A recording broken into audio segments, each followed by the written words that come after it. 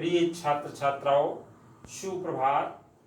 मैं Suresh Chandra mother's public school Bisalpur जनपद पीलीभीत से आज इस ऑनलाइन शिक्षण में इस वीडियो के माध्यम से मैं उपस्थित हूं और इस वीडियो में आप सभी का हार्दिक अभिनंदन है, स्वागत है। बच्चों, आज हमारे जो सिलेबस में हिंदी रिमझिम की बुक चल रही है उसमें से पाठ 8 वे दिन भी क्या दिन थे। देखिए कितना अच्छा शीर्षक है पाठ का, वे दिन भी क्या दिन थे। आज इस पाठ का हम सब लोग अध्ययन करेंगे और इस शुरू से और अंत तक ये पूरी वीडियो बड़े ध्यान पूर्वक सुनिए। और ये इस चैप्टर में, इस पाठ में जो कठिन कठिन शब्द आए हैं उनके अर्थ यहाँ लिख दिए गए हैं। ये सब कठिन कठिन शब्द, उनके अर्थ लिख दिए गए हैं। आप बड़े ध्यानपूर्वक देखिए और उनको बाद में अपनी कॉपी पर नोट कर लेना। अभी मैं इस पूरे पाठ का सारांश क्या है वो और संक्षेप में बताना चाहूंगा आपको। तो सार, जब संक्षेप में सार समझ में आ जाएगा पाठ का, तो पाठ और अधिक समझ में आएगा। बच्चों, वे दिन भी क्या दिन थे, ये पाठ जो है वे दिन भी क्या दिन थे, ये पाठ भविष्य में होने वाले परिवर्तनों पर आधारित है। ये जो पाठ है वो भविष्य में होने वाले परिवर्तनों पर आधारित है। रोहित और कुम्मी नाम के दो बच्चे हैं। रोहित और कुम्मी नाम के दो बच्चे हैं जिन्हें सन 2155 में आज के समय की एक किताब मिलती है जो उन्हें बहुत अजीब लगती है, बड़ी अजीबोगरीब लगती है, क्योंकि उस युग में मशीनी किताबें हैं। उस 2155 वाले सन में देखिए कौन सी, उस युग में मशीनी किताबें हैं, बच्चे मशीन से पढ़ते हैं तथा मशीन ही उन्हें सवाल जवाब बताती है। उस किताब में स्कूल का भी जिक्र है, मीन्स चर्चा है, उसके बारे में बताया गया है। साथ ही इंसानों के अध्यापक होने की भी चर्चा है, जो उन बच्चों को बहुत ही अजीब लगती है, क्योंकि उस युग में तो मात्र मशीन ही अध्यापक, स्कूल तथा किताब सभी कुछ हैं। वह दोनों बच्चे आज की चीजों के बारे में बातचीत करते हैं। उन्हें आश्चर्य होता है कि स्त्री पुरुष इतने सारे विषय कैसे पढ़ाते होंगे। बच्चों, इतने में मशीन की आवाज आती है। जब उन्होंने सोचा कि स्त्री पुरुष इतने सारे विषय कैसे पढ़ाते होंगे, तो इतने में मशीन की आवाज आनी शुरू हो जाती है। वो उन्हें पढ़ाने लगती है और पिछले दिन का होमवर्क, यानी पिछले दिन का गृह कार्य, होमवर्क दिखाने को भी कहती है। बच्चों, मशीन से आवाज और पर्दे पर अक्षर आने लगते हैं। कुम्मी सोच रही थी कि तब स्कूल जाने में कितना मजा आता होगा, साथ ही बच्चे कितने खुश होते होंगे, खुश रहते होंगे। बच्चों, इस पूरे पाठ का वे दिन भी क्या दिन थे, पूरे पाठ का ये सारांश है। अब बच्चों, ये रिमझिम नाम की बुक है, इसमें आप चैप्टर, आज पाठ 8 यानी चैप्टर 8 का हम सब लोग रीड करेंगे। और मैं रीड कर रहा हूं, आप बड़े ध्यानपूर्वक सुनिए कि किस शब्द का उच्चारण कैसे करना है, वो शब्द देखिए और ध्यान से एक लाइन को देखिए। मैं रीड कर रहा हूं और ये पेज नंबर हमारे में 62 है, यानी 62। खोल लीजिए, ओपन कर लीजिए। घटना महत्वपूर्ण थी, वरना कुम्मी अपनी डायरी में उसे क्यों लिखती।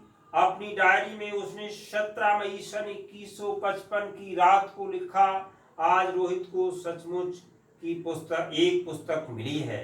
वह पुस्तक बहुत पुरानी थी। कुम्मी के दादा ने बताया कि जब वे बहुत छोटे थे तब उनके दादा ने कहा था कि उनके जमाने में सारी कहानियां कागज पर छपती थीं, प्रिंट होती थीं और पढ़ी जाती थीं। पुस्तकों में पृष्ठ होते थे जिन पर कहानियां छपी होती थीं और हर पृष्ठ का अर्थ होता है पेज। ये पृष्ठ का अर्थ लिखा हुआ है पेज। हर पृष्ठ पढ़ने के पश्चात दूसरा पृष्ठ पलट कर आगे पढ़ना होता था। सारे शब्द स्थिर रहते थे, एक जगह स्थिर रहते थे, रुके रहते थे, चलते नहीं थे जैसे आजकल पर्दे पर चलते हैं। रोहित ने कहा था, कितनी पुस्तकें बेकार जाती होंगी, एक बार पढ़ी और फिर बेकार हो गईं। अब तो हमारे टेलीविजन के पर्दे पर ना जाने कितनी पुस्तकों की सामग्री आ जाती है बच्चों, और फिर भी ये पुस्तक नई की नई रहती है। कुम्मी ने भी रोहित की हाँ में हाँ मिलाई, यानी हाँ में हाँ कर दी। फिर पूछा, तुम्हें वह पुस्तक कहाँ मिली? रोहित ने बताया, अपने घर में एक पुराना डिब्बा कहीं दबा पड़ा था, उसी को फेंक रहे थे, उसमें से ये पुस्तक मिली। इसमें क्या लिखा है? स्कूलों के बारे में लिखा है। स्कूल कुम्मी ने प्रश्न किया, उसके विषय में लिखने को है ही क्या? हर विद्यार्थी के घर पर एक मशीन होती है जिसमें टेलीविजन की तरह एक पर्दा होता है। रोज नियमित रूप उसके सामने बैठकर हमें वो सब याद करना होता है जो वह मशीन हमें बताती है। सारा गृह कार्य करके, होमवर्क की हिंदी क्या है बच्चों?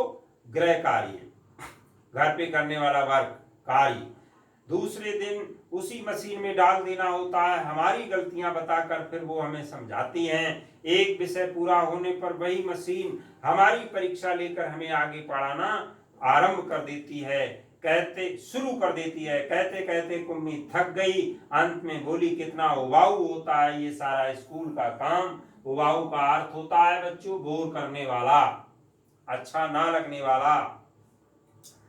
बच्चों, रोहित मुस्कुराते हुए उसकी बातें सुन रहा था। अरे बुद्धू, जैसे स्कूल का वर्णन इस पुस्तक में है वो इससे भिन्न होता था। बच्चों, चैप्टर को मन से रीड करिए, इसी में से क्वेश्चन आंसर आपको मिलेंगे एग्जाम में, इसलिए ध्यान से सुनिए और देखते जाइए। इसमें तो उन स्कूलों के बारे में लिखा है जो सदियों पहले होते थे। कुम्मी के मन में कुछ उत्सुकता जगी। उत्सुकता का अर्थ होता है बच्चों जानने की इच्छा। उत्सुकता जगी, बोली, फिर भी उनके यहाँ मशीन के बने अध्यापक तो होते ही होंगे। कुम्मी को याद आया कि एक बार जब उससे भूगोल में रोज वही गलतियां होने लगती थीं तो उसकी माँ ने मोहल्ले के अध्यक्ष को बताया था। तब एक आदमी आया था और उसने उस मशीन के पुर्जे अलग कर दिए थे। तब उसने मन ही मन में ये मन बनाया था कि वो आदमी इस बोर करने वाले अध्यापक को पुनः जोड़ ना पाए तो उसे हमेशा के लिए छुट्टी मिल जाए। लेकिन उस आदमी ने मशीन को फिर से जोड़कर उसकी माँ को बताया था। लगता है मशीन की भूगोल की चक्की कुछ तेज रफ्तार पर थी। तेज रफ्तार मतलब जोर से चलने वाली थी। सो आपकी लड़की के लिए उसे समझना कठिन हो गया। मैंने अब उसकी गति कुछ धीमी कर दी है। सो आशा है अब ठीक रहेगा। और कुम्मी को उसी समय भूगोल का सबक सीखना बैठ जाना पड़ा। मन ही मन वो उस मशीनी अध्यापक को कोसती रही। तभी रोहित ने कुम्मी को सोचने के सिलसिले को तोड़ा। बोला, हाँ, तब अध्यापक तो होते थे परंतु मशीन में स्त्रियां और पुरुष होते थे। क्या कहा? कहीं कोई स्त्री या पुरुष इतने सारे विषय हमें सिखा सकता है? क्यों नहीं? वो बच्चों को सारे विषय समझाते थे, गृह कार्य देते थे और प्रश्न पूछते थे। अध्यापक बच्चों के घर नहीं जाते थे बल्कि बच्चे एक विशेष भवन में जाते थे जिसे स्कूल कहते थे। बच्चों, चैप्टर अधिक लंबा होने के कारण आज इतना ही अध्ययन करेंगे, पढ़ेंगे। बाकी शेष आप लोग भी पढ़ सकते हैं। कोई कठिन समस्या आए तो फोन कर सकते हैं, पूछ सकते हैं।